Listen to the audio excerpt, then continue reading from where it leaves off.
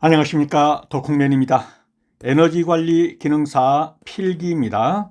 기출 및 예상문제 그 두 번째 시간입니다. 여러분을 환영합니다. 그럼 바로 문제로 들어가도록 하겠습니다. 다시 한 번만 더 인트로로 조금 부연 설명해 드릴게요. 먼저 단답식 문제를 다룹니다. 단답식 문제에서 반드시 답을 한 번씩 각인해 주십시오. 왜냐하면 이 문제가 그대로 다시 나올 수가 있어요. 그래서 다른 건 모른다 할지라도 답은 알고 있다. 이렇게 하도록 스킵하면서 한 번씩 눈여겨보시기 바랍니다. 그런 다음에 사지선다형에 갔을 때는 반드시 화면을 정지하시고 답을 찍어 보셔야 합니다. 그래야 내 것이 됩니다. 자, 그러면 들어가도록 하겠습니다. 액면계의 측정 방법에 대한 설명으로 옳지 않은 것은 직접 측정 방법으로 다이어프램식이 있다. 그럼 틀렸습니다. 다이어프램식은 간접 측정 방법입니다.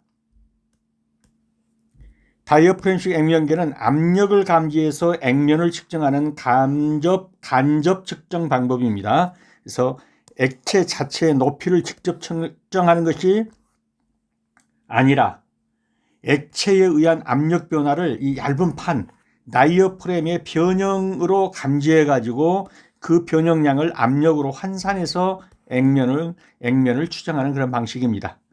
그래서 다이어프램식은 직접 측정 방법이 아닙니다. 간접 측정 방법입니다. 다음 중 연소 효율을 구하는 식은, 연소 효율 그러면은 어떻습니까? 총 공급열 중에서, 공급한 것 중에서 실제로 연소된 거,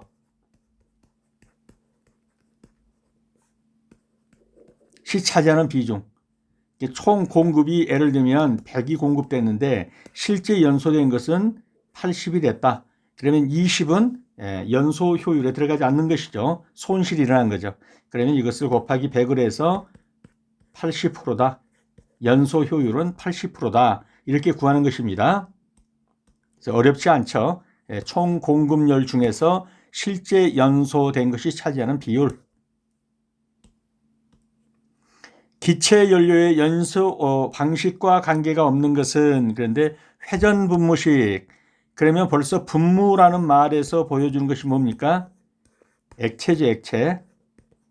기체를 분무한다고 하진 않죠. 그래서 기체 연료 방식은 아닙니다. 분무식은 액체 연료 방식이 되겠습니다.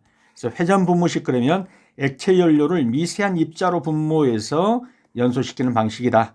주로 액체 연료를 사용하는 버너에서 볼 수 있습니다. 그래서 회전 분무식은 기체 연료의 연소 방식은 아니라는 겁니다. 다음, 수위의 부력에 의한 플로트 위치에 따라서 연결될 수 있는 스위치로 작동하는 형식. 중소형 보일러에 가장 많이 사용하는 저수위 경보장치 맥도널식입니다. 그래서 이 수위에 따라서 이 봉이 플로트가 내려가게 됐죠. 그러면 일정 이상을 내려가게 되면 이제 스위치가 작동되는 겁니다. 그래서 부력에 의해서 플로트 위치에 따라서 연료가 공급되기도 하고 공급되지 않기도 한다든가 이런 식이 되는 겁니다. 그래서 수위의 부력에 의한 플로트 위치에 따라 연결될 수 있는 스위치로 작동하는 형식, 중소보일러에 가장 많이 쓰이는 저수위 경보장치 형식은 맥도널식이 되겠습니다. 바이패스관에 설치하면 안 되는 부품은, 바이패스관은 정상의 통로라면 1단계, 2단계, 3단계, 4단계 이렇게 해가지고 어떤 이제 작동이 일어나게 돼 있는데 이것 자체를 다 무시하고 여기서 바로 우회로 돌아가서 하나의 관로로 연결시켜 버리는 거, 요거를 이제 바이패스라고 그러죠. 주로 어떤 때 사용됩니까? 여기서 고장이 났다든가 이걸 수리한다든가 할 때 더 이상 보일러를 작동시킬 수 없을 때 여기에서 바로 연결시켜 버리는 거예요. 이걸 가리켜서 바이패스라고 하는 거죠. 그래서 이러한 바이패스에다가 연료 차단 밸브를 설치하면 안 되겠죠. 바이패스에 설치하면 안 되는 부품은 연료 차단 밸브는 바이패스에 설치하면 안 됩니다. 비상시에 연료를 공급해서 작동을 시키는 거기 때문에 연료 차단 밸브는 바이패스에 들어가지 않습니다. 어떤 물질 500kg을 20도씨에서 50도씨로 올리는데 3000kcal의 열량이 필요하였다. 그러면 이 물질의 비열은 어떻게 되겠느냐? 먼저 비열 구하는 공식입니다. Q는 mc 델타 T. 그러면 Q는 뭐냐면은 열량이에요. 3000kcal. 는 M은 질량이죠. 500kg. 곱하기 C는 비열이니까 모르죠. 그 다음에 곱하기 델타 T는 20도에서 50도씨니까 변형은 30도씨를 올린 거죠. 그래서 50에서 마이너스 20 한 거죠. 30. 이렇게 곱해가지고 이걸 X라고 놓으면은 X는 15,000분의 3,000 이렇게 되겠나요? 그럼 얼마 나오죠? 0.2가 나오겠죠. 그래서 0.2kcal per kg 노시 이렇게 되겠습니다. 그래서 중요한 것은 이 공식은 외워야 합니다. 이 공식은 Q 이꼬르 mc 델타 T. Q는 mc 델타 T. 그래서 Q는 열량이고 M은 이 질량이고 C는 비열이고 델타 T는 이 온도의 증가분. 그래서 20도에서 50도씩이니까 여기서는 30. 이런 식으로 놓고 구하면 되겠습니다. 나중에 사지선다에서 한 번 더 풀어보겠습니다. 다음입니다. 보일러 내부에 아연판을 매다는 가장 큰 이유는 보일러판의 부식을 방지하기 위해서입니다. 일단은 답을 스킵해 놓고 넘어가겠습니다. 보일러 내부에 아연판을 매다는 이유는 뭐다? 보일러판의 부식을 방지하기 위해서입니다. 효율이 82%인 보일러로 발열량 9,800kcal, 의 연료를 15kg 연소시키는 경우에 손실 열량은, 자, 이런 문제가 나와도 당황하지 마시고 상식선에서 풀면 됩니다. 효율이 82%다. 그러면 손실률은 얼마가 됩니까? 82%니까 100-82 하면은 18%네요. 손실률이 18%입니다. 근데 킬로그램당 9,800kcal니까 15kg이면 이 열량은 어떻게 되죠? 15 곱하기 9,800. 이것에 뭡니까? 곱하기 0.18. 이것만큼 날아가는 거죠. 이걸 구하면 이 답이 나오는 거죠. 그렇게 한번 구해보시기 바랍니다. 그래서 이런 문제가 나올 때 생각할 수 있는 것은 효율이 82%다 그러면 손실률은 18%네.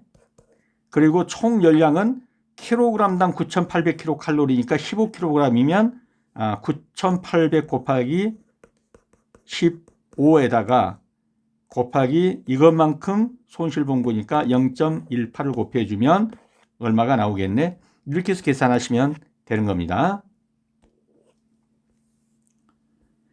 다음 중 개통오차에 해당하지 않는 것은, 개통오차라는 것은 계기가 오차를 낸다든가 환경에 따라서 개인에 따라서 이런 특정 원인에 의해서 체계적으로 발생하는 오차를 개통오차라고 합니다. 이게 이제 보기에서 우연오차가 나올 겁니다.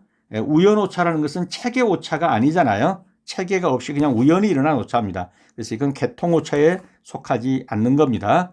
왜냐하면 개통오차라는 것 자체가 계기가 오차가 난다, 환경의 오차, 개인 오차에서 가보면 어떤 특정 원인에 의해서 체계적으로 발생하는 오차, 이걸 개통 오차라고 하는데 우연 오차는 이런 체계 없이 우연히 일어난 것이다. 그래서 개통 오차에 속하지 않는 것, 그러면 우연 오차가 되겠습니다.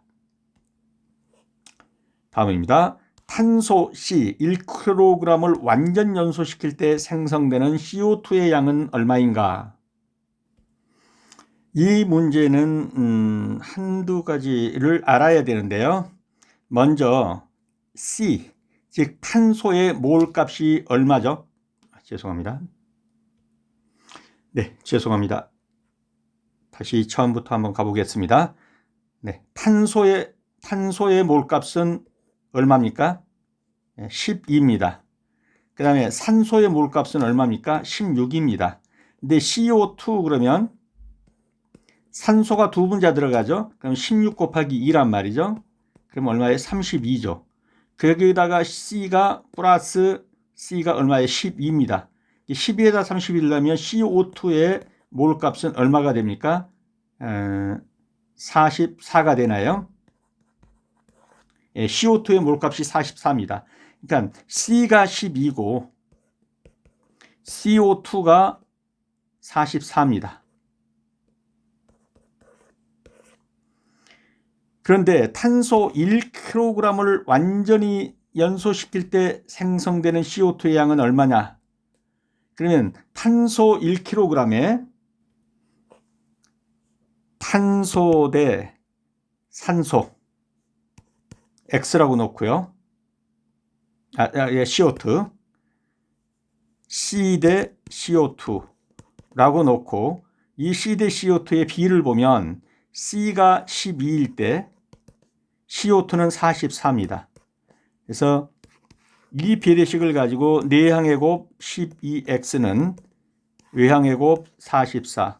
그래서 X는 44를 12로 나눈 것 하면 아마 3.6666 이렇게 나올 거예요. 그러면 3.67 대강 이렇게 되겠죠. 그래서 이 문제를 접근하는 방식은 C 값이 몰이 12라는 거, 그 다음에 O 값이 몰이 16이라는 거. 근데 CO2 그러니까 이것은 2로 곱하면 32. 그래서 CO2 값은 얼마다? 몰 값으로 하면 44. 그리고 C 값은 얼마다? 12. 그러면 여기서 탄소 1kg 하고 1kg이라고 했으면은 1대 X 이게 탄소고 이게 CO2죠.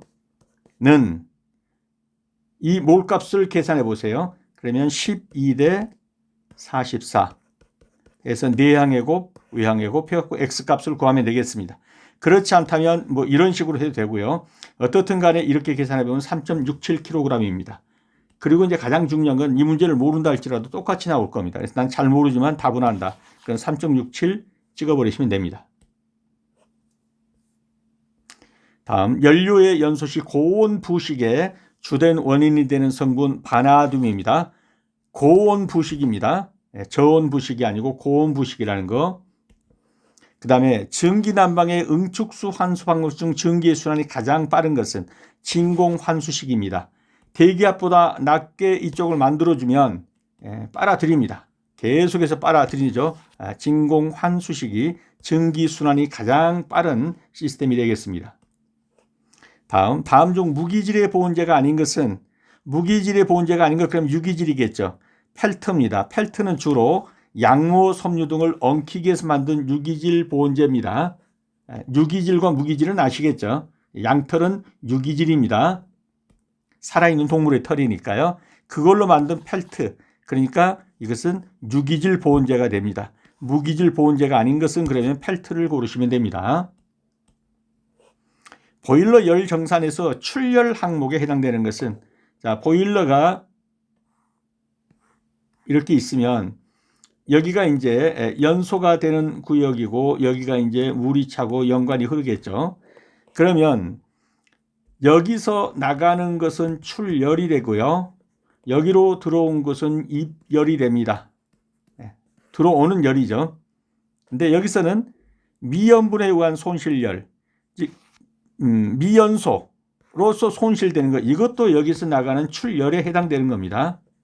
그래서 출열 항목에 해당되는 것 그러면은 미연분, 미연소되어서 손실난 것도 출열 항목으로 들어간다. 그렇게 알아두시면 되겠습니다. 다음, 에너지 이용 합류화법에서 TOE란 무엇인가? 석유 환산 톤입니다. 이 T가 이 톤 또는 TONNE, 그래서 이 톤의 T 이니셜입니다. 잘 모르겠다 그러면 이 T 톤입니다. 그래서 석유 환산 톤이 되겠습니다. 열 에너지 이용 합리화법에 따라서 에너지 사용 계획을 수립하여 제출해야 하는데 대상 사업이 아닌 거 그러면 개발 제한지구 개발 사업이 되겠는데요. 개발 제한지구 개발 사업은 사용 계획 수립 대상이 아닙니다. 그런데 개발 촉진지구 개발 사업 이것은 대상이 됩니다. 그러니까 그린벨트 해제해 가지고 개발 사업을 한다. 이것은 열 에너지 이용 합리화법에 따른 사용 계획 수립 대상은 아니란 말이에요. 근데 개발 촉진 지구라든가 택지 개발 지구 이런 데 개발 사업을 하는 것은 대상이 됩니다. 이것은 개발 제한 지구 그렇기 때문에 대상에서 제외됩니다. 그래서 개발 제한 지구는 대상에서 제외된다는 것입니다. 자, 그러면 지금부터 이제 사지선다형으로 들어갑니다. 반드시 화면을 멈추고 먼저 답을 찍어 보셔야 합니다. 문제 1번에서 정답이 눈에 들어왔습니까? 한번 찍어 보십시오. 몇 번을 찍으셨나요? 네, 정답은 2번입니다. 다이어프램식은 직접 측정 방법이 아닌 간접 측정 방법이라고 그랬죠. 정답은 2번이 되겠습니다. 자, 다시 한번 살펴봅니다. 다이어프램식 액면계는 압력을 감지해서 액면을 측정합니다. 이 압력을 어떻게 감지하냐? 다이어프램이라는 그 얇은 판이 있어요. 거기에 들어오는 압력을 감지해 가지고 그것을 액면으로 측정하는 공식에 의해서 액면을 측정합니다. 그래서 직접 액체가 통과하지 않아요. 액체를 직접 닿지 않습니다. 그래서 직접 측정 방식은 아닙니다. 그래서 간접 측정 방법에 해당되겠습니다. 직관식은 어떻습니까? 액체가 투명한 관에 직접 보입니다.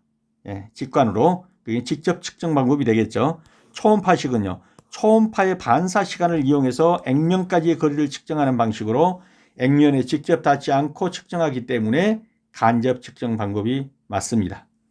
그 다음에 방사선식은 방사선의 투과율의 변화를 이용해서 액면을 측정하기 때문에 이것도 간접 측정 방법이 맞습니다. 자, 그래서 다시 한번 이제 구해봅니다. 액면계의 측정 방법에 대한 설명으로 옳지 않은 것은 다이어프램식은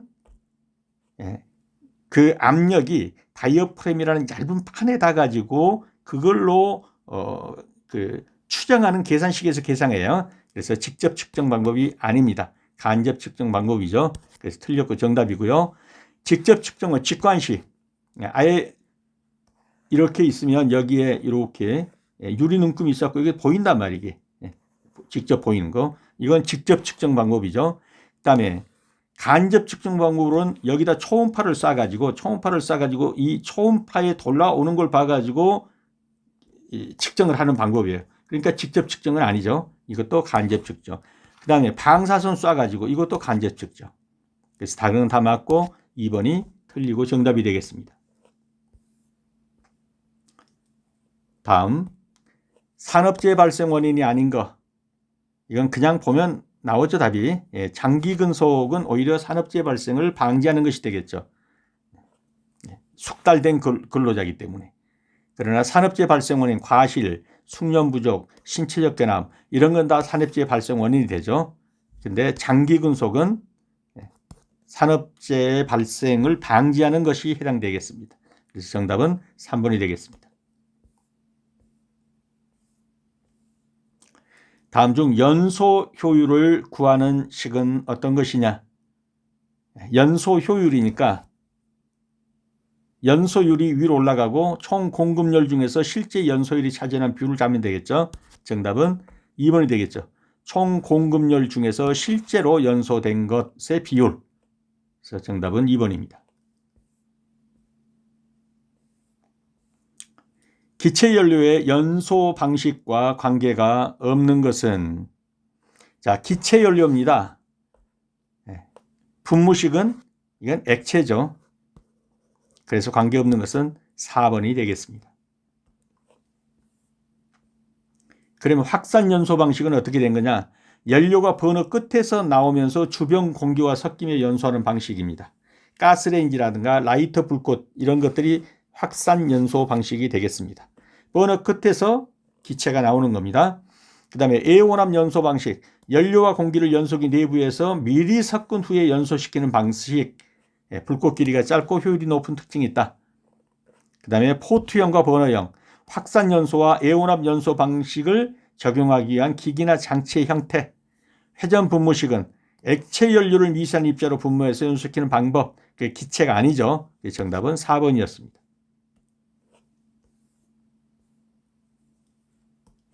그래서 기체 연료의 연소 방식과 관계가 없는 것은 그건 액체다. 그럼 이거는 전부 지금 기체죠. 예, 기체를 싸가지고 확산시킨 거, 가스레인지 같은 거, 애혼합 연소 방식, 안에서 이미 섞어가지고 밖으로 나오면서 바로 태우는 거, 포트형과 버너형은 이런 것을 하는 이런 기구, 이렇게 보시면 되겠습니다. 5번입니다. 전기난방 설비에서 배관 구배를 부여하는 가장 큰 이유는? 정답은 몇 번으로 찍으셨습니까? 그렇죠. 2번이죠. 거기에 있는 응축수가 트랩을 통해서 빠져나오기 위해서 구배를 약간 주는 겁니다. 그래서 응축수의 체류를 방지하기 위해서입니다. 구배는 전기가 흐르면서 발생하는 응축수가 배관에 고이지 않게 하고 자연스럽게 트랩으로 빠져나갈 수 있도록 구배를 주는 거죠. 이런 식으로. 그럼 여기서 응축수가 떨어져 굴러가지고 여기 트랩으로 빠져나오겠지 않습니까? 그래서 배관에 구배가 없거나 잘못 부여되면 응축수가 고여서 전기 흐름을 방해하고 배관을 부식시키고 이런 단점이 있기 때문에 구배를 줘서 응축수가 빠져나오게 하기 위해서 응축기의 체류를 방지하기 위해서입니다. 6번입니다. 수위의 부력에 의한 플로트 위치에 따라서 연결될 수 있는 스위치로 작동하는 형식으로 중소형 보일러에 가장 많이 사용하는 저수위 경보장치. 답이 눈에 들어왔습니까? 그렇습니다. 맥도널식이죠. 그래서 맥도널식은 이렇게 된다는 거죠. 중소형 보일러에 가장 많이 사용되는 저수위 경보장치, 맥도널식이다. 플로트식입니다. 이 방식은 수위의 부력에 의한 플로트 위치의 변화를 이용해서 플로트의 움직임이 순 스위치나 마이크로 스위치를 작동시켜서 경보를 발생합니다. 제가 그림을 잘 못 그리네. 이렇게 해가지고 여기에 봉이 있죠. 그러면 이 수위가 낮아지면 이게 내려갈 거 아닙니까? 어느 정도 내려가면 여기에서 접지에 의해서 이제 부자를 울려주면서 어떤 경고음을 들려준다든가 이렇게 하게 되겠죠. 그러니까 스위치가 작동되죠. 스위치가 작동되면 플로트가 일정 수위 이하로 내려가면 연결된 레버가 수은 스위치나 마이크로 스위치를 기울이거나 눌러서 전기 회로를 연결시키거나 또는 차단합니다. 그러면 경보음이 울리고 어떤 차단이 일어나겠죠. 저수위 경보를 울리고 동시에 보일러의 연료 공급을 자동으로 차단해서 과열 사고, 물이 바닥났으니까 연료 공급을 차단시켜서 계속 보일러가 돌아가면 안 되겠죠. 계속 돌아가게 되면 연통이 다 타버리네, 쭈그러든단 말이죠. 열받아가지고. 그래서 이렇게 플로트식으로 하는 이것을 뭐라고 하느냐라고 하는 문제가 되겠습니다.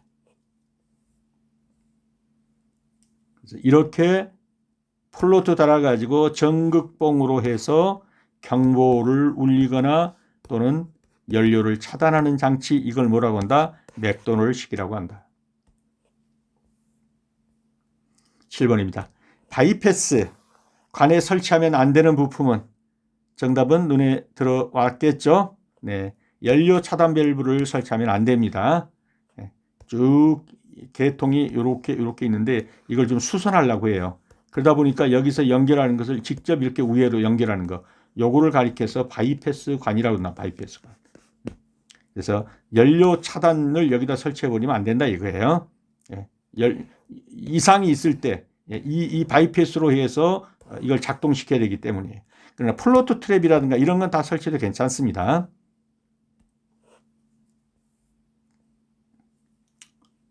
그래서 플로트 트랩 가마 밸브 유량계는 장치 점검 및 수리 시 유체 공급을 원활하기 위해서 바이패스관에 설치할 수 있습니다. 그러나 연료 차단 밸브는 바이패스관에 설치하면 안 됩니다. 8번입니다. 어떤 물질 500kg을 20도씨에서 50도씨로 올리는데 3000kcal 열량이 필요했다. 이 물질의 비열은 아까 봤듯이 Q 이꼬르 MC 델타 T. Q는 킬로칼로리, M은 질량 곱하기 C는 비열, 여기서는 X라고 둬봅시다. 곱하기 델타 T는 20도에서 50도니까 30이 되겠죠. 네. 그러면 X는 5, 35, 15,000이죠. 15,000분의 3,000이 되겠나요? 그럼 얼마가 되죠? 0.2가 되나요? 네. 이렇게 나오게 되겠습니다. 그러면 0.2kcal per kg 또 C가 되겠죠. 그래서 2번이 정답이 되겠습니다. 이 문제도 어려운 문제는 아닙니다. 이 공식 하나만 외우시면 됩니다. Q는 MC 델타 T 또는 이렇게 C는 M 델타 T분의 Q 똑같죠? 이 내용은 똑같습니다. 이거는 이걸 변형하면 이렇게 되고 이걸 변형하면 이렇게 되니까요. 그래서 한번 보시면서 한번 풀어보시면 현장에서 다 풀 수 있을 겁니다. 그리고 이 말은 뭐냐면은 이런 말이에요. 0.2kcal per kg 그 다음에 도셀시우스, 이거 도셀시우스입니다. 이건 1kg의 어떤 물질의 온도를 1도 올리기 위해서 0.2kcal의 열이 필요하다라는 것을 이렇게 쓰는 겁니다. 이런 식으로. 그래서 한번 멈추시고 다 풀어보시기 바랍니다. 보일러 내부에 아연판을 설치하는 매다는 가장 큰 이유는 무엇입니까? 그랬습니다. 어떤 것이죠? 보일러 판의 부식을 방지하기 위해서죠. 정답은 2번이 되겠습니다. 그래서 보일러 판에다가 아연을 매단다. 가장 큰 이유는 뭐다? 보일러 판의 부식을 방지하기 위해서다. 어떻게 되냐? 아연판은 전기화학적 부식 방지법인 희생양극법을 통해서 보일러의 강판이 부식된 걸 막아줍니다. 그래서 먼저 아연이 부식됩니다. 그러면서 강판을 보호해 주는 거예요. 그래서 아연판의 역할은 아연이 부식하는 동안에 보일러 본체인 철의 부식을 막아주는 역할을 해서 보일러의 수명을 연장시킵니다. 그래서 먼저 아연이 희생당하는 거죠. 이온화 경향이 크기 때문에 아연이 먼저 부식을 당합니다. 그러면서 철을 보호해 주는 겁니다. 그래서 보일러 내부에 아연판을 매다는 가장 큰 이유는 뭐다? 보일러판의 부식을 방지하기 위해서입니다. 10번입니다. 효율이 82%의 보일러로 발열량 9,800kcal per kg에 연료를 15kg 연소시키는 경우에 손실 열량은 어떻게 되느냐? 이 문제도 상식선에서 푼다고 그랬죠. 효율이 82%면은 손실률은 얼마입니까? 18%잖아요. 100에서 82를 빼면은 그 다음에 총 발열량은 어떻게 되겠습니까? 킬로그램당 9,800kcal인데 15kg이니까 15kg 곱하기 9,800kcal. 요게 총 발열량이 되겠죠. 요게. 그러면 이 총 발열량에다가 곱하기 요 손실률 18%. 요걸 곱해주면 뭐가 되겠습니까? 손실 열량이 나오겠죠. 네, 그렇게 한번 구해보시기 바랍니다. 여기다 풀이를 적어 놓으셨으니까 한번 화면 멈추시고 다 풀어보시기 바랍니다.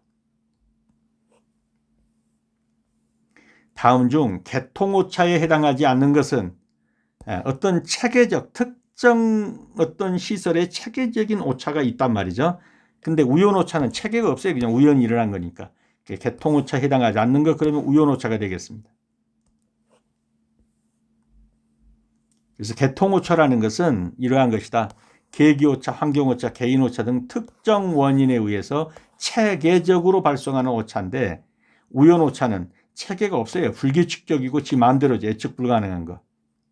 이 부분 한번 읽어보시기 바랍니다.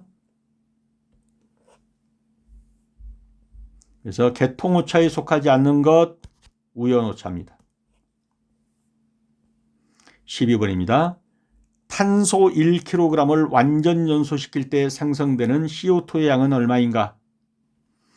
이 문제를 풀려면 탄소의 몰량이 12라는 거, 그 다음에 산소의 몰량이 16이라는 거, 요걸 아셔야 됩니다. 그러면 여기서 지금 문제는 C하고 CO2잖아요. 그러면 C는 12고 CO2는 C 플러스 O2란 말이에요. 이거는 C 플러스 O2. 근데 C는 12라고 그랬어요. 12 플러스. O2는 16의 이 두 분자니까 16 곱하기 2죠. 그럼 이거는 얼마예요? 32가 되고 플러스 12를 하면 얼마가 되죠? 44가 되나요? 그래서 CO2의 몰량은 44예요. C는 12예요. 자, 그러면 탄소 1kg에서 이 완전 연소를 시킬 때 생성되는 CO2의 양은 그랬으니까 C가 12고 CO2가 44죠. 그럼 12 대 44는 탄소를 1로 놓고 이때 양은 얼마인가 그랬으니까 이 양을 X라고 놓으면은 44는 12X. 그러면 X는 어떻게 되죠? 44 나누기 12 이렇게 되겠나요? 이렇게 계산을 하면 X 값이 나온단 말이죠. 자, 그렇게 해서 계산을 해보면 약 3.67이 나오게 될 겁니다. 그래서 이것도 이 내용을 따라가면서 한번 쭉 풀어보시면 어렵지 않을 겁니다. 반드시 한번 풀어보시기 바랍니다.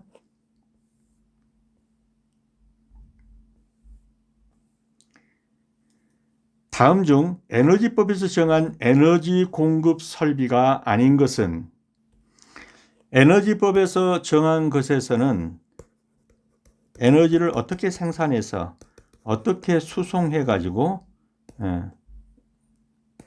소비자에게 제공하겠느냐 또는 이것이 제대로 안 된다면 어떤 전환을 할 수도 있죠. 전환.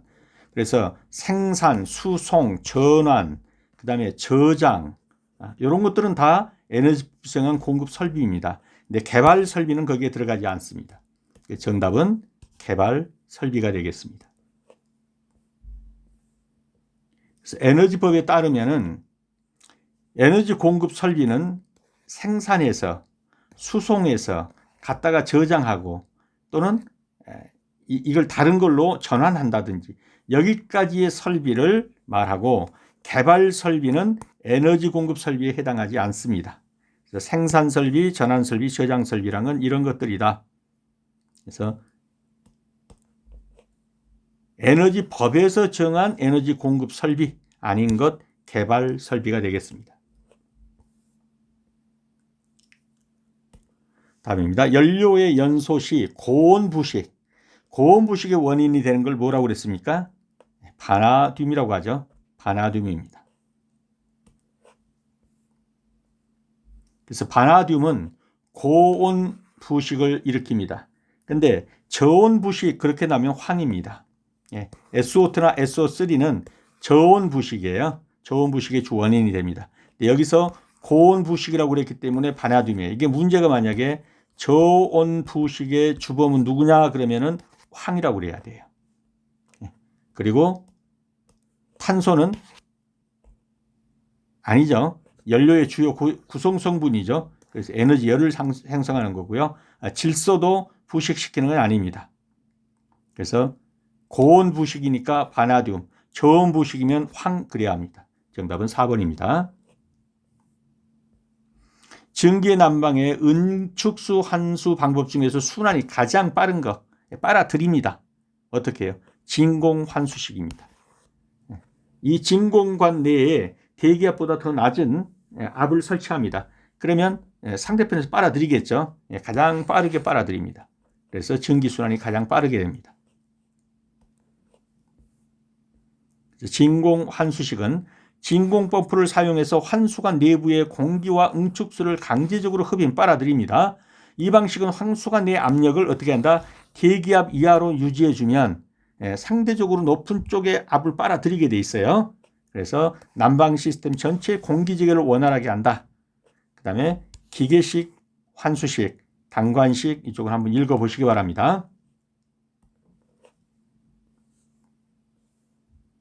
15번입니다. 전기 난방의 지금 했죠. 가장 순환이 빠른 거 진공 환수식입니다. 16번입니다. 다음 중 무기질의 보온재가 아닌 거, 즉 유기질 보온재는 뭐냐 하는 거죠. 아까 봤죠. 양모로 된 거, 펠트다. 그래서 펠트는 주로 양털, 섬유 등을 엉키기 위해서 만든 유기질 보온재입니다. 석면, 탄산, 마그네슘, 규조토. 지금 석면은 뭡니까? 이게 발암물질이라고 해서 못 쓰게 돼 있죠. 그 다음에 탄산, 마그네슘, 규조토 한번 읽어보시고요. 다 보온재로, 무기질 보온재로 사용되고 있습니다. 다음 중 접촉식 온도계가 아닌 것은 무엇인가? 이것은 단답식에서는 안 달아본 것 같네요. 접촉식 온도계가 아닌 것은 광고온계입니다. 광고온계는 거기에서 내는 그 빛을 가지고 온도를 측정하는 거예요. 직접 그 대상에 닿질 않아요. 그래서 거기서 나오는 빛을 보고 온도를 측정하는 겁니다. 그래서 접촉식 온도계가 아닌 것은 그러면 광고온계가 되겠습니다. 그래서 광고온계는 측정 대상에 직접 접촉하지 않고 대상에서 방출되는 빛, 열 또는 열 복사 이런 것이죠. 양이나 스펙트럼을 분석해서 온도를 측정하는 겁니다. 비접촉식 온도계가 되겠습니다. 바이메탈 온도계는 두 가지 서로 다른 금속이 열팽창 기술을 차이를 이용해서 하는 방식, 대상체와 접촉해야 합니다. 접촉식 온도계입니다. 백금 저항 온도계, 이것도 접촉식 온도계입니다. 온도가 변함에 따라서 백금의 전기 저항값이 변한 원리를 이용합니다. 센서가 대상체에 직접 접촉해야 합니다. 열전대 온도계, 서로 다른 두 금속을 접한 양 끝단에 온도차가 발생하면 기전력이 생기는 이 제백 효과를 이용해서 접촉식 온도계입니다. 이것도 대상체와 접촉해야 합니다. 그래서 접촉하지 않고 재는 온도계는 광고온계가 되었습니다. 대상체로부터 나오는 빛을 받아가지고 그 빛으로 온도를 환산하는 거예요. 요거는 다 접촉해야만 온도를 재는 것이 되겠습니다. 18번입니다. 보일러 열 정산에서 출열 항목, 열은 인풋이 있고 나오는 아웃풋이 있죠. 근데 이게 이제 출열이죠. 나오는 열이죠. 연료의 현열, 이건 인풋이죠. 인풋. 연료가 들어갔다. 그다음에 연송용 공기도 들어가서 여기서 타는 거죠. 이것도 현열 인풋입니다. 그다음에 논의 분입증기의 보유 열량. 이것도 뭐냐면은 밖에서 더워진 증기를 여기다가 쏴주는 거예요. 여기다가. 밖에서 더워진 증기를. 그렇기 때문에 이것도 인풋에 해당되는 거예요. 이것도. 논에다가 분입증기를 쏴주는 겁니다. 미연분에 의한 손실열, 즉 미연소에 의해서 손실난 거, 이것은 아웃풋에 해당되는 거예요. 아웃풋에. 그래서 출열이라고 하죠. 출열 항목이 되는 겁니다. 이해가 되셨나요?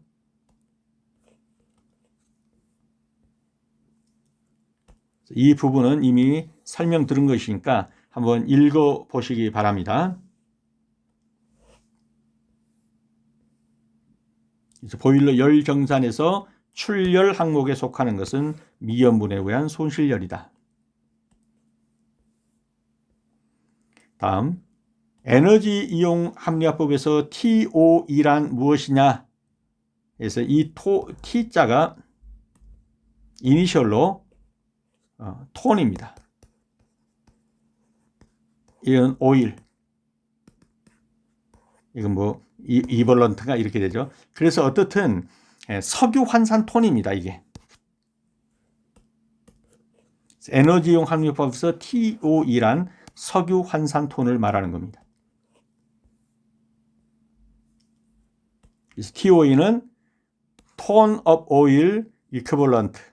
이거 약자입니다. 그래서 TOE. 그래서 여러 가지 이러한 에너지원이 가지고 있는 에너지를 석유 1톤이 가진 열량으로 환산해서 나타내는 단위를 TOE라고 합니다. 그리고 우리가 쉽게 말할 때 석유 환산톤이다. 석유 1톤이 가진 열량으로 환산하는 것이다. 이렇게 말한다는 거죠. 그다음에 에너지 탄성치, 그다음에 전력 경제성, 에너지 소비효율은 여기 다 정리해 놨으니까요. 이대로 한번 읽어보시기 바랍니다.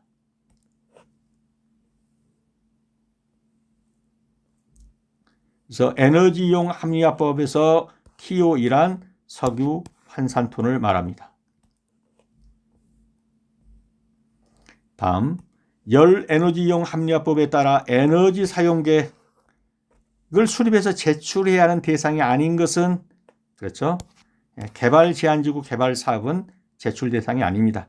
그런데 아까 말씀드린 것처럼 개발 촉진지구 개발 사업 이러면 이거는 에너지 사용 계획을 제출해 줘야 합니다.